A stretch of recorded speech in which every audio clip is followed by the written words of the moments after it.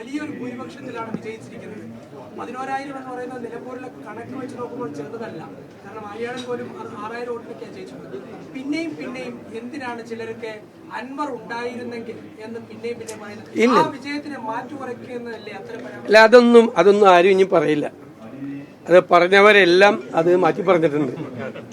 ഇനി ആരും അത് പറയില്ല. ഞാൻ പറഞ്ഞല്ലോ, അത് UDF എടുത്തൊരു തീരുമാനമാണ്. ആ വാതിൽ അടച്ചു.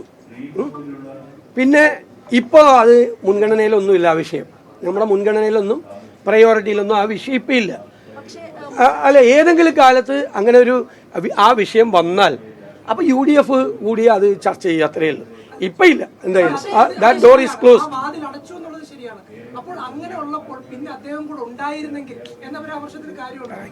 ഞാൻ പറഞ്ഞു, അതെല്ലാവരും അതൊക്കെ എല്ലാവരും കറക്റ്റ് ചെയ്ത് പറഞ്ഞിട്ടുണ്ട്. എല്ലാവരും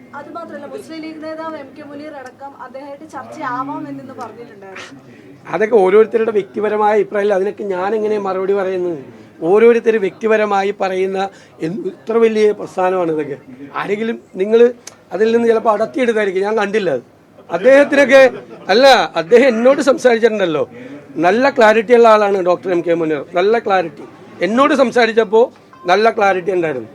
നല്ല കൃത്യമായിട്ട് ആ നിലപാട് UDF എടുത്ത സമയത്ത് അദ്ദേഹം വളരെ വ്യക്തതയോടുകൂടി ഈ കാര്യങ്ങൾ എന്നെ കൂടി അദ്ദേഹം ബോധ്യപ്പെടുത്തിയിട്ടുണ്ട്, കറക്റ്റായിട്ട് പറഞ്ഞിട്ടുണ്ട്. അദ്ദേഹത്തിൻ്റെ അഭിപ്രായം അതാണ്. ഞാൻ എന്നോട് പറഞ്ഞതാണ് അദ്ദേഹത്തിൻ്റെ അഭിപ്രായം. എല്ലാ കാര്യത്തിലും വ്യക്തതയുള്ള ആളാണ് അദ്ദേഹം. അത് വേറെ ഈ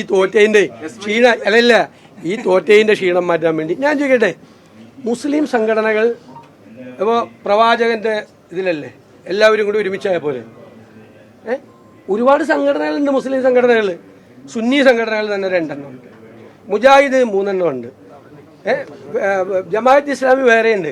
അവർക്ക് എല്ലാവർക്കും ഒരു അഭിപ്രായമാണെങ്കിൽ 6 സംഘടനകളുടെ ആവശ്യം ഉണ്ടായിരുന്നു. അല്ല, നിങ്ങൾ സിമ്പിളായിട്ട് ചെയ്യിക്കുക.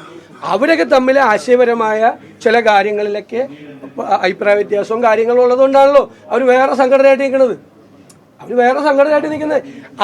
അതിനൊക്കെ ഞാനിങ്ങനെ മറുപടി പറയുന്നത്? അല്ലല്ല, എന്റെ പരാമർശത്തെ കുറിച്ച് അവരാരും പറയില്ല. ഇല്ല, അതൊക്കെ ഓരോ വ്യക്തികളല്ലേ. അതിന്റെ നേതൃത്വത്തിലിരിക്കുന്ന ഒരു മറുപടിയും കൊടുത്തിട്ടുണ്ട്. അത് ഞങ്ങളുടെ അഭിപ്രായമല്ല, അവരുടെ വ്യക്തിപരമായ അഭിപ്രായം. ഞാൻ പറയേണ്ടി വന്നിട്ടില്ല. അതൊക്കെ ഇലക്ഷൻ കാലത്ത് കുറെ ഓടിച്ചു നോക്കിയതാണ് സാധനം. ഭയങ്കരമായിട്ടൊന്ന് ഓടിച്ചു നോക്കിയതാണ്. അവരുടെ മെയിൻ നറേറ്റീവ്, പൊളിറ്റിക്കൽ നറേറ്റീവിൽ നിന്ന് മാറ്റാൻ വേണ്ടിയിട്ട്.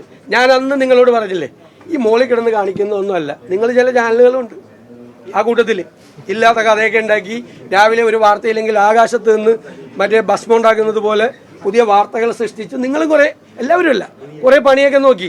പക്ഷെ ഞങ്ങൾ പറഞ്ഞില്ലേ, ഞങ്ങളുടെ പൊളിറ്റിക്കൽ നറേറ്റീവ് എങ്ങനെ ജനങ്ങളിലേക്ക് എത്തിക്കാം എന്ന് UDF-ന് എല്ലാ വീട്ടിലും ഞങ്ങളത് എത്തിച്ചിട്ടുണ്ട്.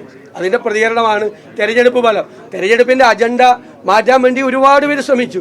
ഞങ്ങൾ പറഞ്ഞല്ലോ, തെരഞ്ഞെടുപ്പിന്റെ അജണ്ട UDF തീരുമാനിക്കും. UDF ആ അജണ്ട അനുസരിച്ച് UDF-ന്റെ പൊളിറ്റിക്കൽ നറേറ്റീവ് എത്തും.